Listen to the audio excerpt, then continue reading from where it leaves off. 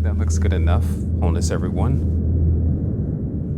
If you don't know me, I'm Sevan Bomar, but that doesn't matter.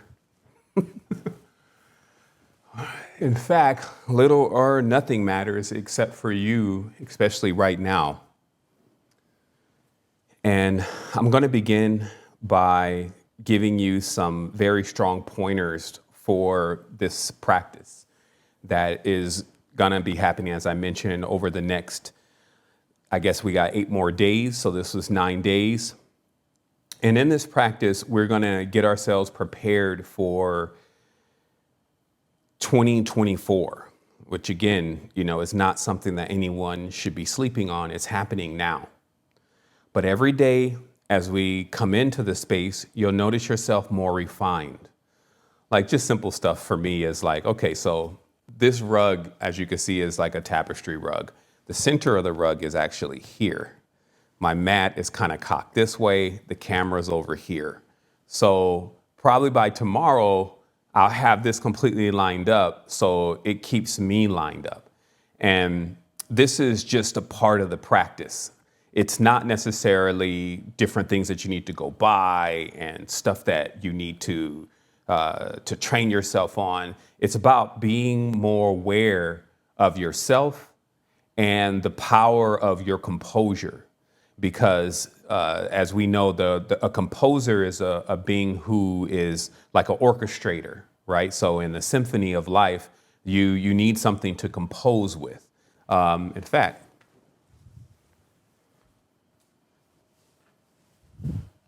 this is the energetic field training session. So, we have here just, we won't say it's real, we'll say it's a demo. This is actually something that Ara found. And it's just a stick. So they think, right? And as you notice, this stick has a very interesting curve to it. And in fact, it kind of fits my hands perfectly in that way. You see, well, I'm not sure how much you can see. Maybe I can zoom in here. Let's see if we can take advantage of the zoom. Of course, it's not working, so we're not going to play with that. So anyway, this fits my hand. So now the thing about, let's say these kind of tools, because obviously you would see this as a wand maybe, right? But really what is most important about this type of practice, because it's in many different things, it's not just wands and wizardry, et cetera, is actually the point. Because there's an awareness that in our energetic field, we can always focus our field to a specific point, and that point is the most powerful. It's the most strongest, if you may. And give me one quick second, everyone. I need to make sure that we're not getting any kind of notifications here while we're in the build. So, okay. I'm also checking in. I'm going to onboard everybody here because, see, the reality to all this is, as I mentioned earlier, the turbulence. And this is something that I've personally experienced in this 16, 17 years of bringing what you could definitely say are high levels of advanced consciousness and awareness, especially to maybe, we won't say it's you, but there are certain beings that they kind of have the flux, if you may, and you may experience that in life. It's just like, okay, everything is seeming to be a little bit more turbulent for me, and we'll just use that term. And that flux, if somebody's going to intervene, it's like the shaman at times. Sometimes you can find literally stranded almost on the astral plane, or like cars themselves that need a boost. And so when you come in to give a boost, you can imagine that will in some ways drain some type of power from your system. So you have to become very proficient at being able to restore that power, or you just become a person that doesn't want to do anything and thinks you deserve everything, right? So that's a pretty weird place to be in life, but it happens, right? So we're that tow truck, backup battery system going on over there. You got to stay sovereign. You're in that tow truck sometimes, and you're deciding in life whether you're going to pull over and assist someone or you're going to keep driving. And you notice in life, people are really choosing to keep driving these days. They're like not really assisting each other anymore. Let me see where my mic is. There it is. It's hard to stay real, because you always have to put on some type of facade or some type of mask because everybody else is wearing the mask. So like the movie Mask, if you ever seen it, if you take off, I'll take off my mask if you take off yours is, one of the iconic references in the movie. And it's just an awareness that, hey, are you either being real? This is my real face. This is really me. Are you coming in with this character that you have designed inside of this multi-role playing adventure, right?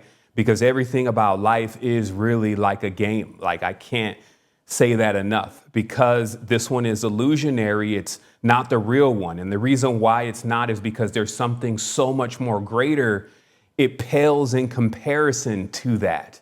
And that's what makes it not in the context of the way that we use the word real, right? There's something more potent, something more stronger. And you're in a wavelength being given an opportunity for that to open up for you or not, because that's the reality. It's in itself in a communion, in the process of being courted. This is actually a courtship here on earth. There are different beings, though, or different energetics, but it's all one field, if you may. So if you want to be the nasty, crazy, dark, distorted, then you will court that, and then that will become your companions. If you want to really even go beyond what you could imagine, then you can begin to court that too. And all that is based on your energetic center and your principles and just how you are.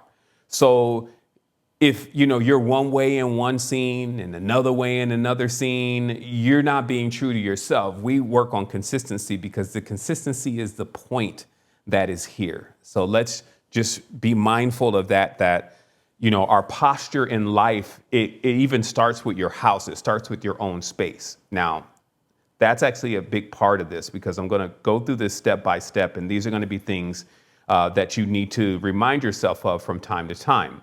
I'll say it again. When you're flying, there will be turbulence. It's a fact of just going fast or through something. So what we do is we design ourselves for dealing with the turbulence. And that has a lot to do with your aerodynamics in that way. Like, are you just this big, huge wall there? And every time something comes up, let me make sure I don't trigger this camera. Every time something comes up, you just kind of run right into it. Or excuse me, when you're flying, turn this off real quick. Give me 1 second.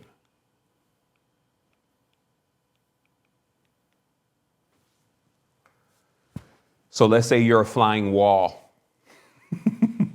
and, all the turbulence is, you're just basically hitting. So are you like that, or are you more like an arrow and you're moving through it and you're almost not even detected in that way? Like everything's just flying off of you. What that's like is, as they say in the meditation, every monk in the morning must climb up to the monastery. All right. So it's like, if you notice how some of these places are configured, the sleeping quarters are always lower because everything is now posture. That's even what feng shui and all these type of things are teaching, is that the whole design of everything that how you move, the paths that you configure for yourself, this is all of what you would say is your own personal ritual.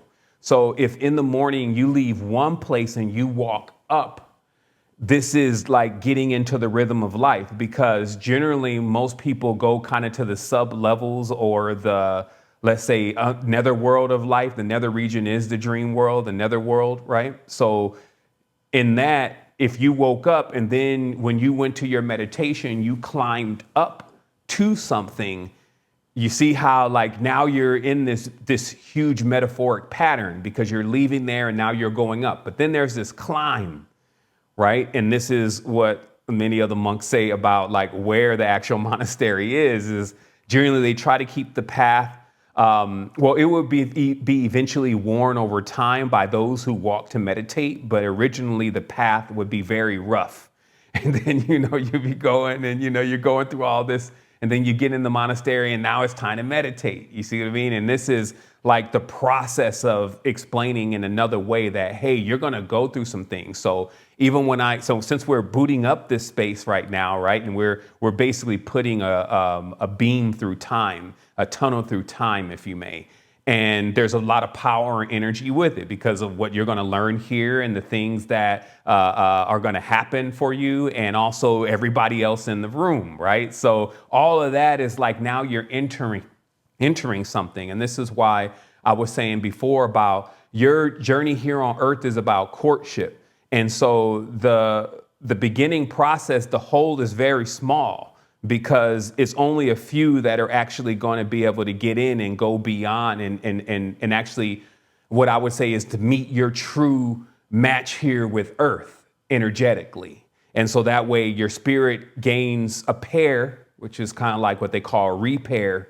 You get repaired and then now you're whole again, right? So if you're being Krampus all the time and in this weird negative energy field and distorted and mad and angry and all this kind of stuff, who's going to want to be with that, right? You can't expect Earth as the great bride to want to be with that, right? So this process of energetic field training is actually get you aware of how all these faculties work around you. Less to discuss why they are that way. Because that's a whole nother thing. I spent 16 years basically explaining of why and the reasons to things, right? And then there's one point where, especially in the meditation, you know how it works, so you automatically adapt to that. And you know whatever where energy goes, where your mind goes, the energy flows, right? So those are just basic things. The next thing is that, again, this is low balancing 2024 because there's a lot of energy coming through 2024. Some have been already experiencing extreme success or extreme failure. So there's a lot of what we would say is extreme stuff happening. And our goal is always to remain balanced. So no matter how fast we're going, we're still in there. And, there's very little wobble and we're very sleek in that way. And so low balancing 2024 is the next level of also addressing this energetic field that we're in and our need to maintain it and our need to be aware of the manual, right? Like, how do you operate this? What are you exactly in?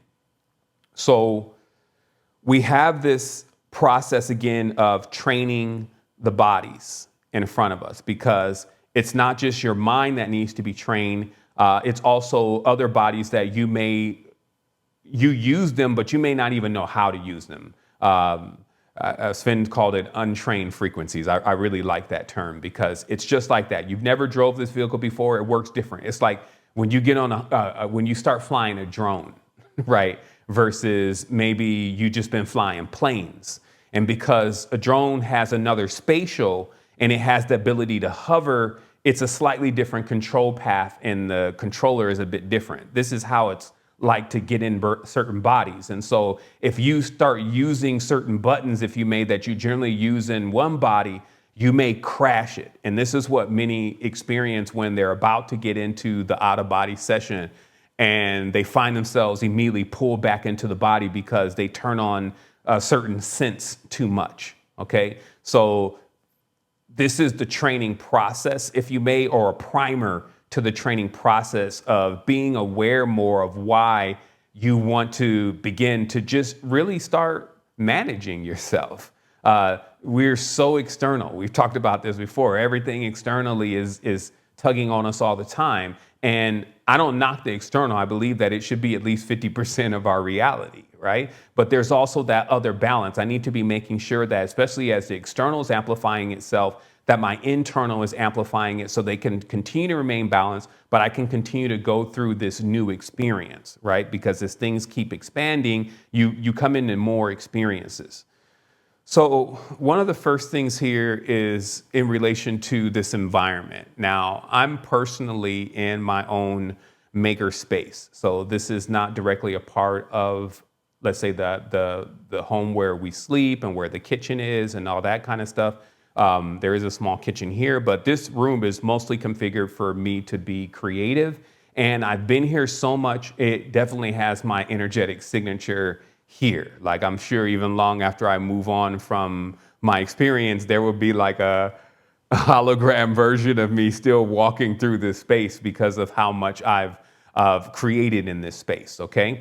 And so this space, I'm very comfortable. And that's the first thing about when you're gonna be in your energetic field practice. And this is why I wanted today to be mostly about just posture. We're actually going to begin the meditation as far as like the actual practice, hemisync, et cetera, tomorrow, because there are probably going to be some things that you need to get. And I realized that if I kind of started it right away, then maybe that would even be like fool's rush in. So we're going to start like on a 0, and then we're going to go to 9. And this is the 0 point, right? So this is the preparation phase of what you need to do and what you need to be about to be able to go through this training successfully and to allow it to really fund for you, okay, versus work.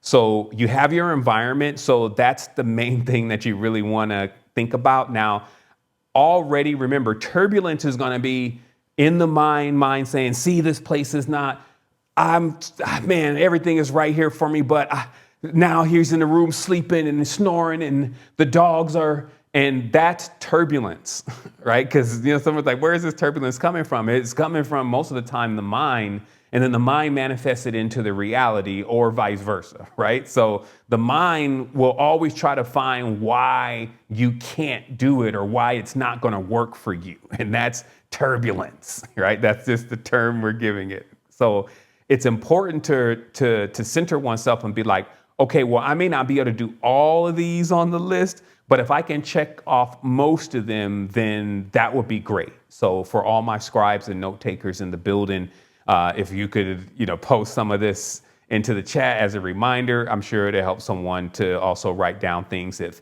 they forget. So let me start over. We want to understand that there's going to be turbulence when flying.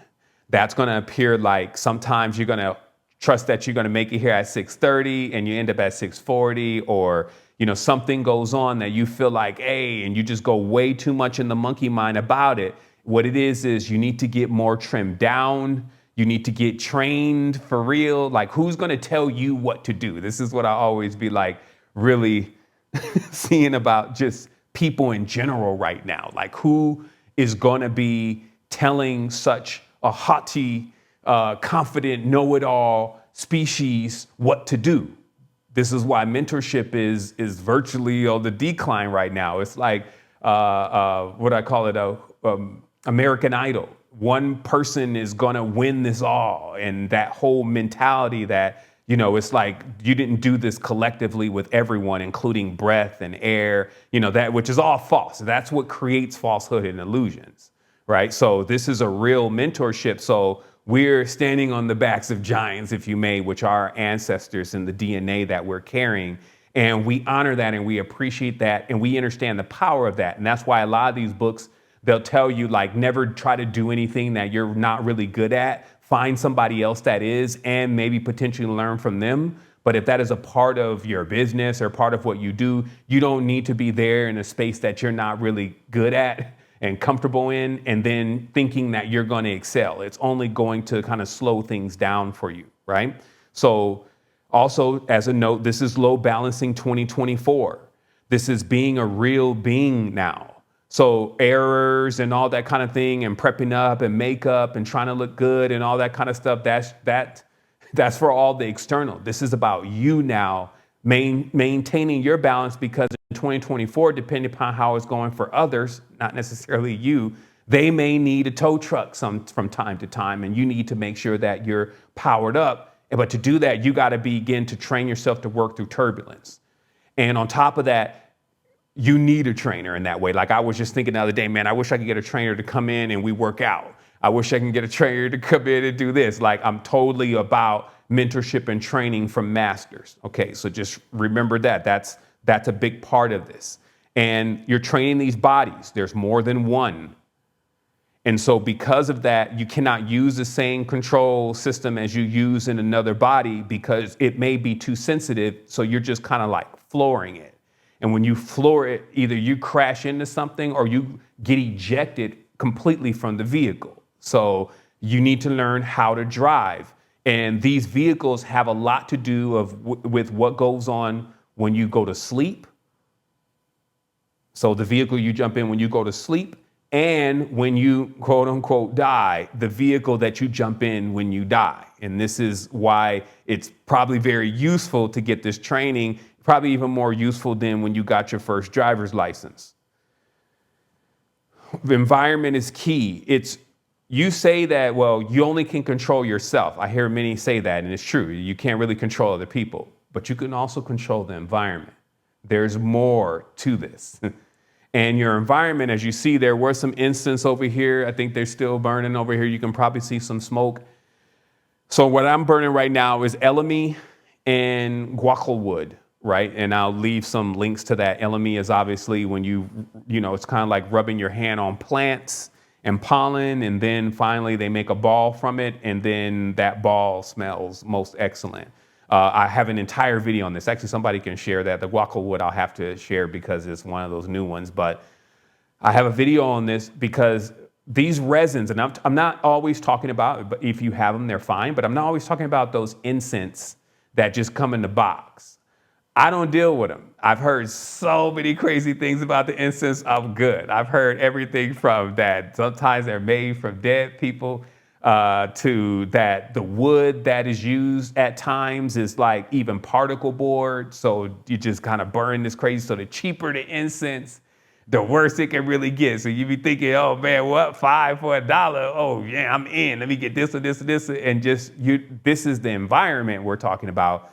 Most of what is going on, you can't even see, but it is for sure there. Like all of the particles that are inside the environment and the dust and the spores and all that, it's a lot. So we're even gonna talk a little bit about in the future how to control the actual particles inside of your reality, how to diffuse, like using diffusers, using dehumidifiers to spray like silver ion particles, which is colloidal silver, or hydrochloric acid, which kills bacteria. You see what I mean? But these are small particles, and them just diffused in the air and the environment creates an entirely different field and restricts certain things from even being able to come into the field. And then also your personal space, even if it's a closet. In fact, like I have another room in here, and I actually like being in that room more when I'm meditating because it has less windows. So I feel like I'm just like really cocooned in it. Okay. So it doesn't mean that you need to have some like huge space. It just means that, you need to fun on making sure that you find a space that you're comfortable in. You can go outside, you can have this just in your headpiece if you're doing hemisync, etc. So there's always a way is what I'm saying, but don't neglect the environment. Next, we have the shower and brushing teeth. Sometimes, generally in a discipline, the first meditation always takes place slightly before the sun rises, right? For obvious reasons. That's like really the golden hour in that way, that there's so much energy moving through around 5:30, 6:30, and between there, depending on when your sun personally comes up. That point is like, if you miss that, it's almost like getting off your starter blocks for the day and you kind of late and everybody's already taken off. Well, actually, the truth to the matter is most people are not even awake yet. And they still, even if you get off the blocks at 6:30, you will still probably beat 88%, 90% of the beings in the reality because they're asleep around that time. So if you come in so what I'm getting at though, is sometimes you get lazy meditators, you get lazy energetic field training, right? And that's not what this is. It's not for it to work quantum and to work rapidly. You really need to, because I only have the minimums here, basically, right? This is what will carry you all the way through. So not taking a shower and brushing your teeth before meditation is a no-no, okay? This is why I can have so many examples, from trying to pray while laying down because one is too tired, to wudu, which is done in the Islamic traditions. Before you go to pray, you clean a certain way. Like I would even encourage people to understand that cleaning process. You may not become a Muslim for sure. I wouldn't condone it, but the reality is that the cleaning process of wudu is fundamental to understanding what goes on in your body before, like right when you come out of energetics, and then but yeah, so, and then the duration of time. So cleaning behind the ears, going one, and all this is 3 times. Then finally, there's an order to it. You finally come in underneath your foot, then you rinse that off, and then bam, you're ritualistically clean, right? So this process though is ancient in relation to that. Again, most people didn't have like showers thousands of years ago to jump in and a bunch of water to just pour off on everything, but they for sure had a bowl there and some running water. And in that process, you can make yourself refreshed and clean. And we've always noticed there's never been a time coming into a meditation not clean versus clean is 2 totally different meditations, with obviously the clean meditation being that much more intensified, that much more clear, that much more useful for the consciousness. So if you have to, then you have to. I mean, if you're already late and you just roll it in, boom. But don't make it a habit as a lazy meditator, lazy metaphysical field trainer, because you're only cheating yourself in that way. Okay, so there's a posture to this again. Next, we have the clothing. Okay, so even for me, like when I come in early, it just all depends. Costa Rica is a very hot place. Like we only have 2 seasons, rainy season and hot season. And even the hot season is a bit rainy. It's the jungle, right? So even for me to have a jacket on right now and talking does not work out after a while. But if I'm meditating, I can stay in this cocoon and in this field for a decent period of time without any adjustments to my temperature. Okay. But more importantly, my clothes are loose, right? So I got these loose, this was like a multi-weave cotton. I never saw these again. Like I even went back to buy them all. Like, man, this is it. And they was like already gone. I got like a simple cotton t-shirt here, right? That's a good weave. Like I think I got this from Adolfo or something. There will always be, remember, like people in the past had like 1 or 2 pair of clothes. This is another thing. A lot of times, we got to dress this way and that way, and, we got to impress and all that kind of stuff. But that all is a part of immaturity. The reality is just like the movie The Fly, having 1 suit is probably the most ideal process for you. And then first of all, let me clarify what I'm saying. Like it could get down to 1 suit. You may have many of that same suit, but sometimes it's a lot more easier to configure your energetic field in your clothing, because once you find a certain type of fabric and it works, it's better to just maybe double up on that than, I need a shirt to go with this and I need some pants to go with this. And then you compromise the rest of your energetic field by buying a bunch of polyester and oil. This came up in our last Sovereign Lounge session. It was brilliant because it was actually supposed to be in the notes, but it came around again. And it's a big thing that we practice here. We know that when we put on polyester and we try to meditate, go to sleep or whatever, we can't do it. It's not even possible anymore. This is what you need to know about your energetic field. It may be possible for you to do this now. You can eat a whole 4 or 5 bags of Doritos and still feel like you're okay. If I eat 4 bags of Doritos in the spiritual state that I'm in, it would be like you just put kryptonite all over Superman. I'll be out for about 2 weeks. But before 20, 30 years ago, of course I could go through a bag of Doritos and back it up with a Mountain Dew. Okay? What I'm explaining to you is that sometimes when you're trying to observe others or even yourself and say, well, shoot, I don't have any problems with that. What you're looking always for is the most optimal state. That's why it's good to have mentors, because you can look at them and even ask, hey, how did you reach the most optimal state? And generally it will come through things like the Ayurveda, where you know how to pay attention to what something is doing to your body, so you know what's good for you. And you're not always looking to basically everybody else and trying to determine what's good for you based on what's working for them. So the Ayurveda of the body always shows you and tells you, hey, I'm uncomfortable in this. If you don't feel that at first and you know that you haven't done a lot of fun or work on yourself, then you already know why. You're pretty much desensitized.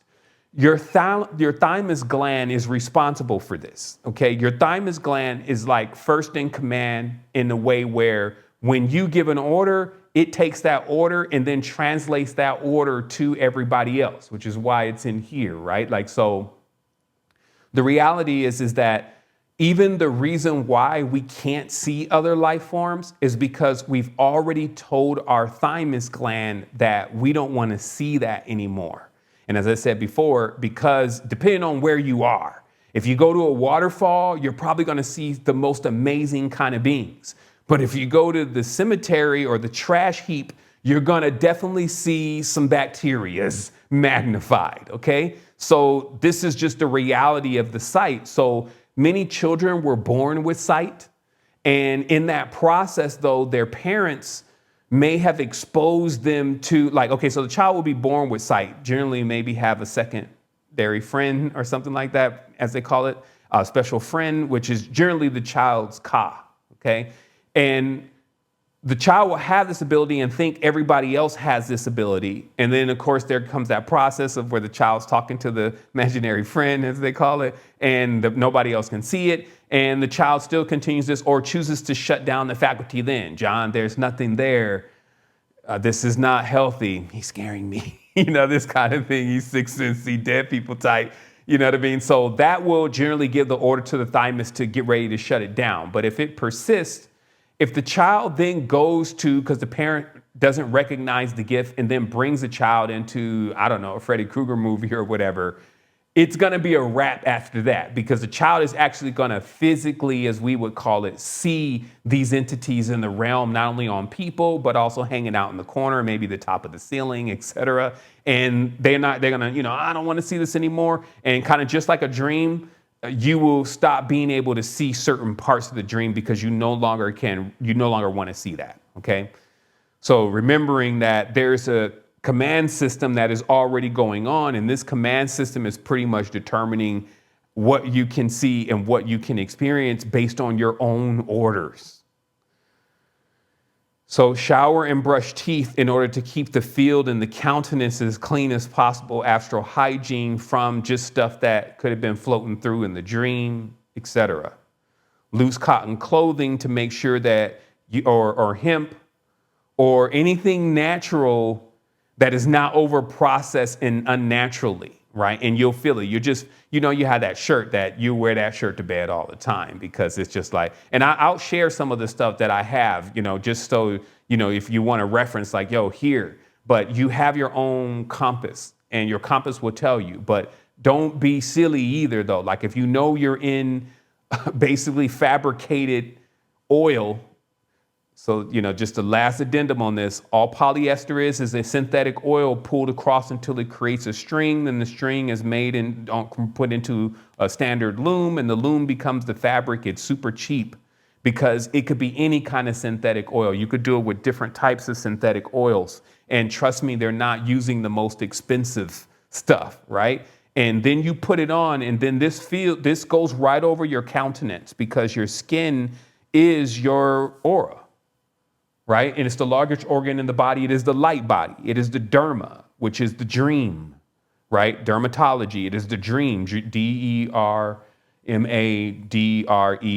right? So the derma and the dream is the field of the body that's surrounded the body that protects it. So your robe is like another layer of protection, right? And then you'll notice they be robed up, you know what I mean? Because, and then turban on too, because this is all about the energetic field. Right. So it's that awareness that your clothing is. So if you get into a meditation then and your field is picking up, but now it's got all this oil around it, what do you think is happening? You're basically in like a static electrical positive ion frequency cage. Right. And you're almost like nuking yourself on a quantum level when you got that kind of thing spinning on a layer in your field. So that's just how important it is. So this is why when following all these steps, what you're doing is that you could do 3 of these, right? Let's just say hypothetically, I'm telling you to do all of them, but you could do 3 of these.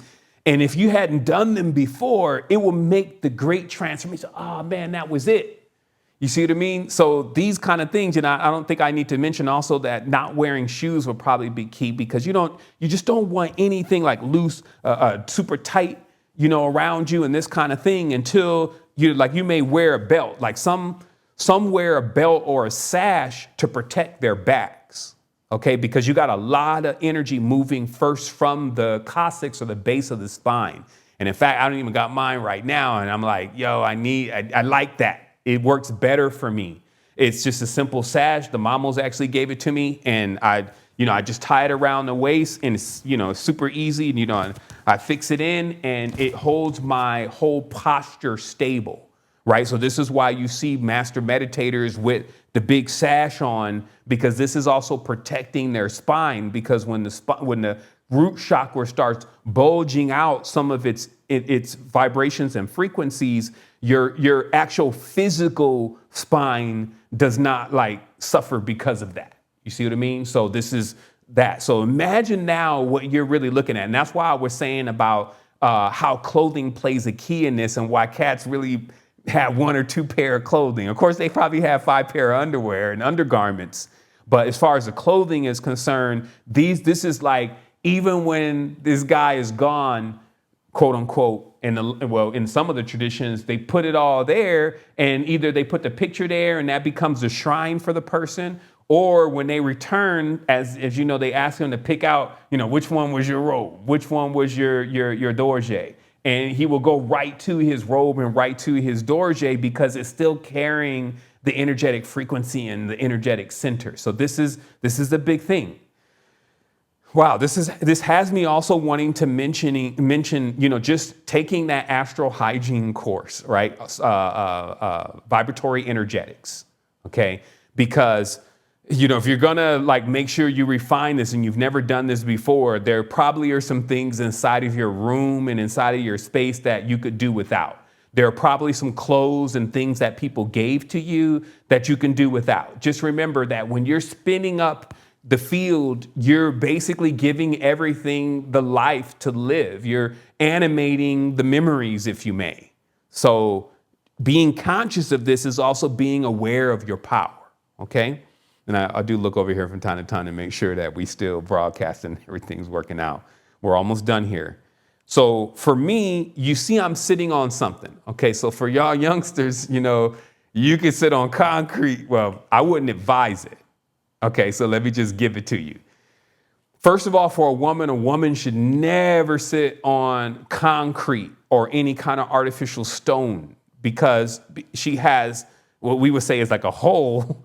Then it will drain her. Meaning, if you put a battery on the concrete directly, it will drain the battery. This is why, as an engineer or even a mechanic, we put wood down and then we put the batteries on top, because battery right on top of wood, that's the battery right on top of concrete, that's so on the ground that it will drain it.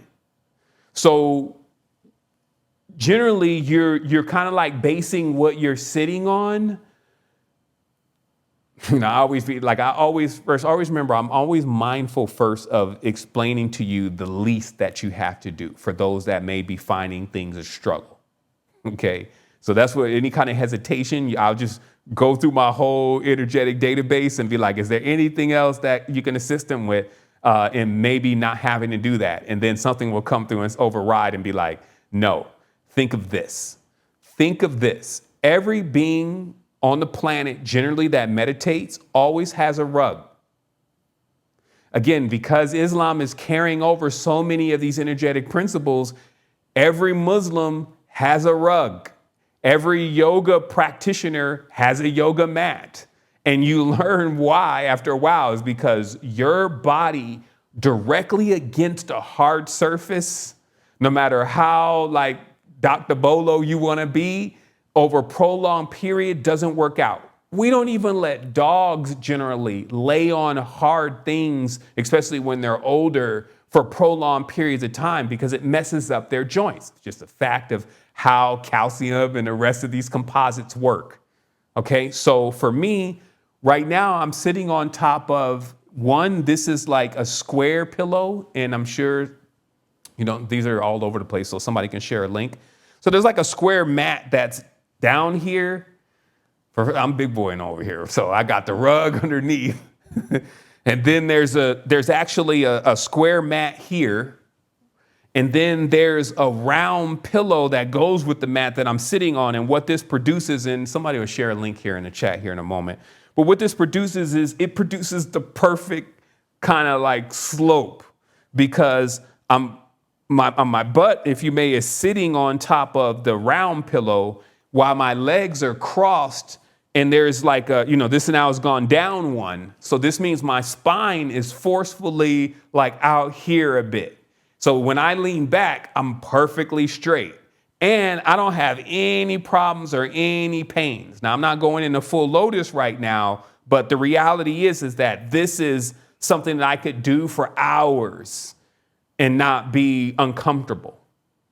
So this is the key. If you can make it so you're not if you could make it so that you're comfortable, especially early on, it's only going to assist you in being able to focus more rather than be like, my back or my ankle or my whatever that little, the little bone that be pressing against, on the ankle bone. Right. So it's just that comfort. Right. And understanding what also you're sitting on top of, mainly for women. Like if you are directly onto something and you have nothing in between you and it's like concrete, it's not a good idea for the energetic center, the womb, etc.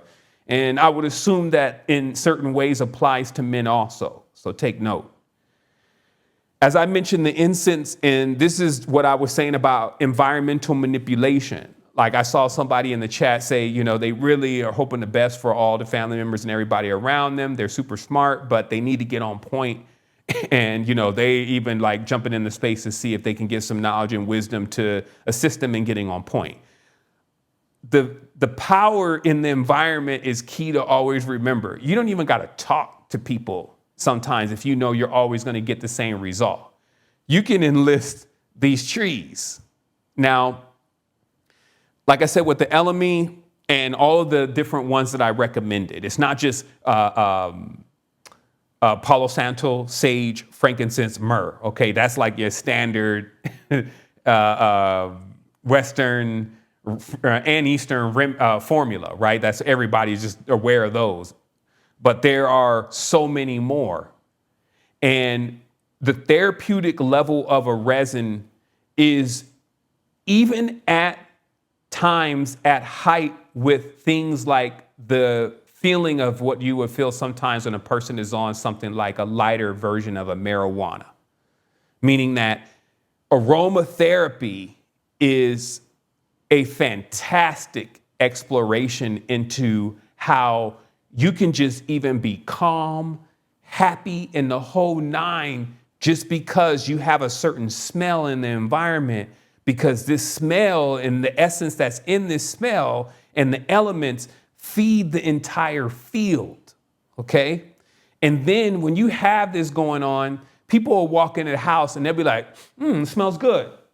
Anyway, my dinner ready? Same vibe, same attitude, but it smells good. So it will never be a point where they'd be like, that smells bad when you're working with the proper scents, okay? And so they'll come in, smells good, but they'll still have that same vibe. But then watch, watch the magic. Like sometimes when you're burning the resins, you even feel like a magician when you're just adding one piece here, another kind of thing here. We're going to put a little bit of this here. Let's throw a little Elemi in here. Let's throw a little bit of that. And then you get this smell going, and then that will diffuse into reality. Now, remember, I've given a tutorial on this, and I highly advise to watch that, because some folks just drop this stuff right on top of the coal.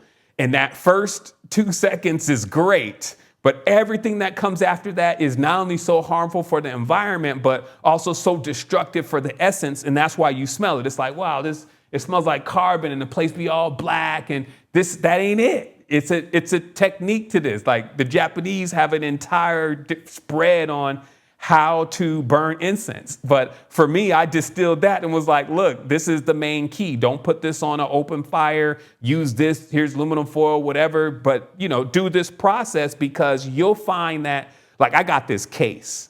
And anybody that has seen me in the past could tell you that I didn't go anywhere without the case. And every time we kind of got to where we knew we were going to be, then I would promptly pull the case out, get the incense going, to get a rock or something, and then get it there burning. And we would have a whole vibe going on. And it was always more beneficial for me everywhere I went because I could basically bring my environment and control the environment that was around me. And people who didn't know Edgewise were also extremely pleasant to deal with, even if they weren't pleasant people, because they had been bought into that field and it spoke to deeper levels of their senses. Okay. So the incense are often used, especially if you get a unique smell that you like the blend of, to immediately take you into the meditative state. Empty stomach, bowels, bladder. Okay, that says it all for itself. Coming in, you just ate a bunch of food. See, the reason why also the morning meditation becomes so powerful is because it is actually it's a lot more easier. It's way more power packed in. You're already your stomach is empty. So you don't need to go and eat breakfast before you meditate. You may choose to get a little bit of water, not too much because you'll probably get a stomach ache, but a little bit of water just to wet the palate if you're already a little dehydrated. But food, is no need for it. This is also, again, why by midday, if you have the aesthetic really going, they say any aesthetic, it should be at least twice a day. Okay. So meditation should happen 2 times a day, at least at minimum. 3 times is more or less the sweet spot. 5 times means you're getting busy because you got somewhere to go. Okay. So in the morning time or right when the sun comes up, if you miss that meditation later on or in the afternoon, you've already eaten. So even when you go into a meditation, there's still going to be some work, even if you ate lightly. So this is what has a tendency to make those meditations not as powerful.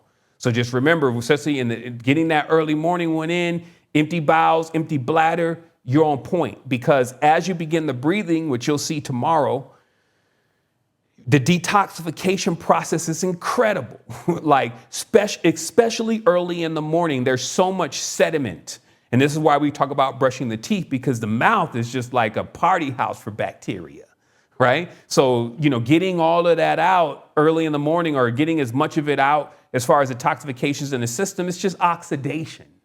We'll call it like that. You're cleaning off and polishing the brass Buddha, if you may, before you go into the meditation. This is what you're doing to your field and to your body.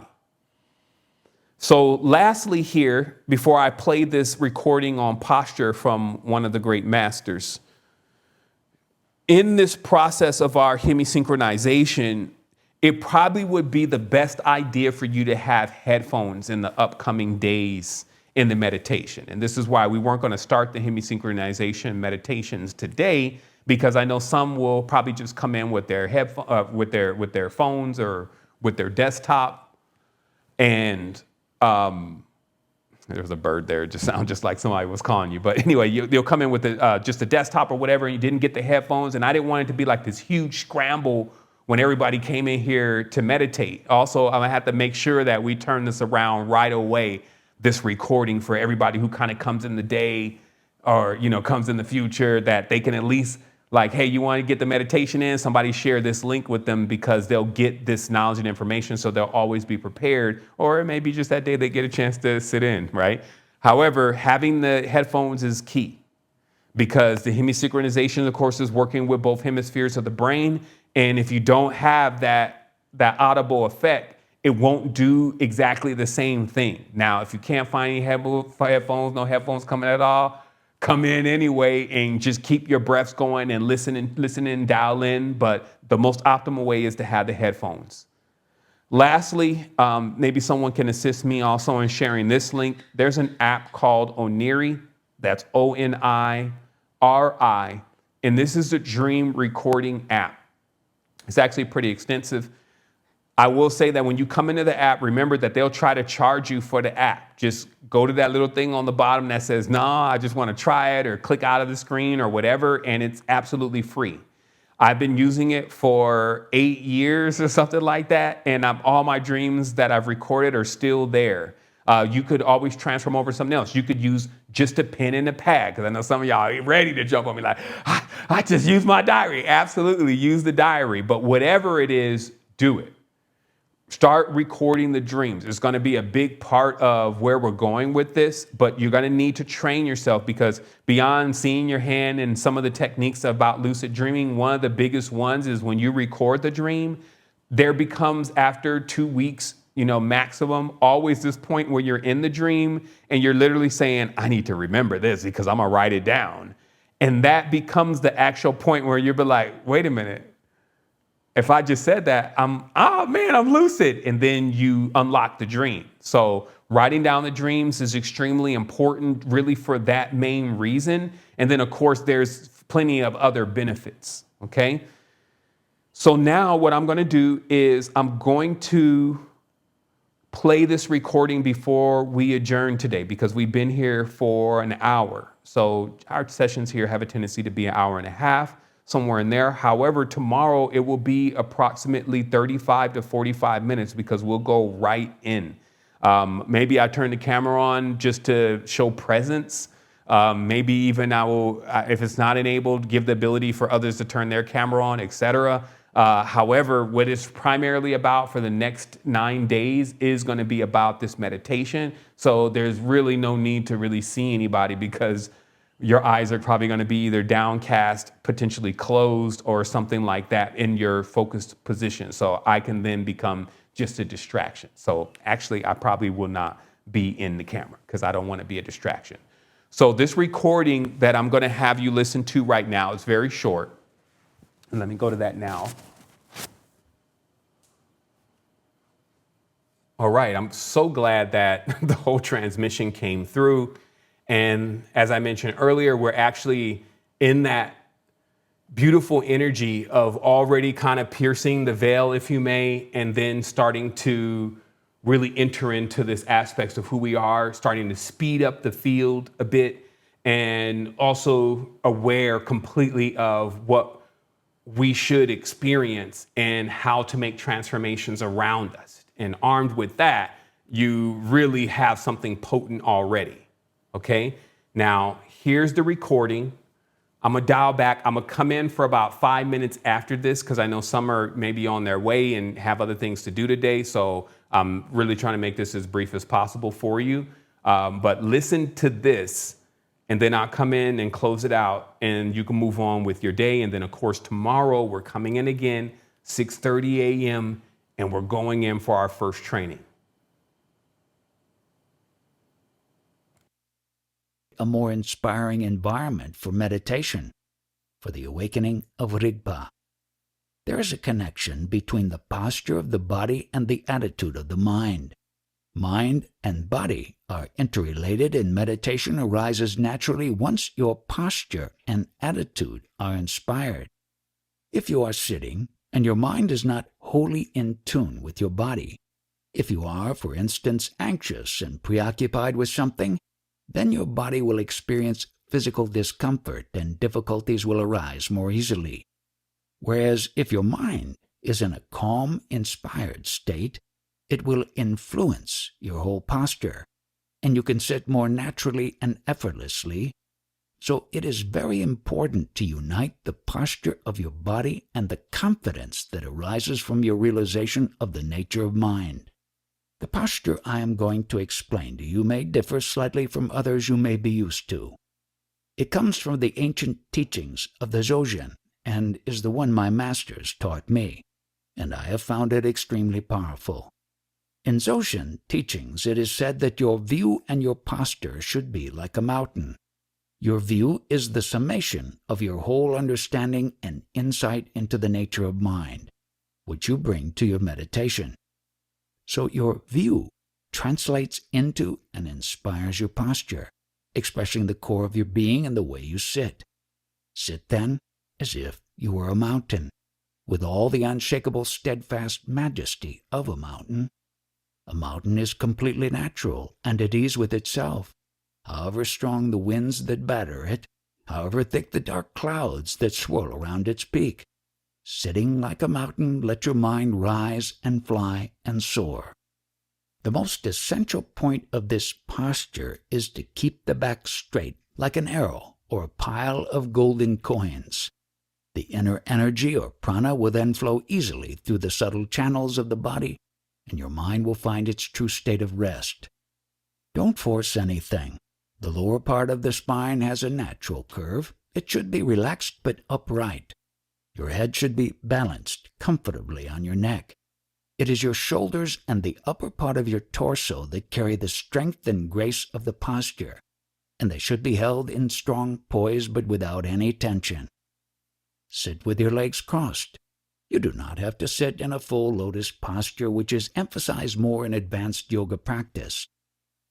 The crossed legs express the unity of life and death, good and bad, skillful means and wisdom, masculine and feminine principles, samsara and nirvana, the humor of non-duality. You may also choose to sit on a chair with your legs relaxed, but sure always to keep your back straight. In my tradition of meditation, your eyes should be kept open. This is a very important point. If you are sensitive to disturbances from outside, when you begin to practice, you may find it helpful to close your eyes for a while and quietly turn within. Once you feel established in calm, gradually open your eyes, and you will find your gaze has grown more peaceful and tranquil. Now look downwards, along the line of your nose at an angle of about 45 degrees in front of you. One practical tip in general is that whenever your mind is wild, it is best to lower your gaze, and whenever it is dull and sleepy, to bring the gaze up. Once your mind is calm and the clarity of insight begins to arise, you will feel free to bring your gaze up, opening your eyes more and looking into the space directly in front of you. This is the gaze recommended in the Dzogchen practice. In the Dzogchen teachings, it is said that your meditation and your gaze should be like the vast expanse of a great ocean, all-pervading, open, limitless. Just as your view and posture are inseparable, so your meditation inspires your gaze, and they now merge as one. Do not focus on anything in particular. Instead, turn back into yourself slightly and let your gaze expand and become more and more spacious and pervasive. You will discover now that your vision itself becomes more expansive and that there is more peace, more compassion in your gaze, more equanimity, and more poise.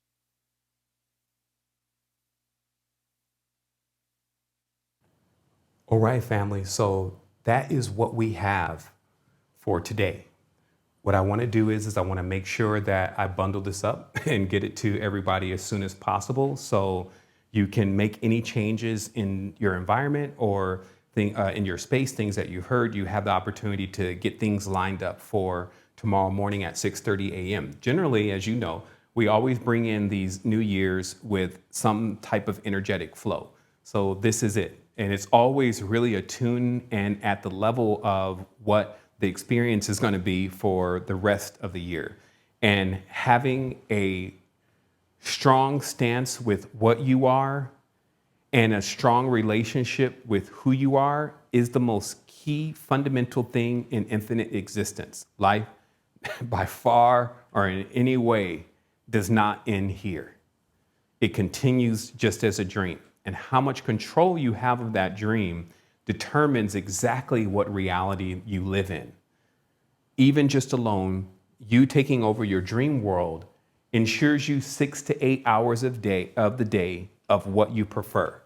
Imagine coming out of an amazing dream into a world and you're carrying that energy with you. There's less expectations of what's going to happen around you because you already can cultivate your own happiness. So wholeness and balance vibrations. I will be speaking with everyone soon. If I don't close it down, then that means there's more time for me to get it to you. I look forward to seeing everyone here tomorrow at 6:30 a.m. sharp on Central Standard Time. Got to put that in there. And yes, thank you so much. Wholeness.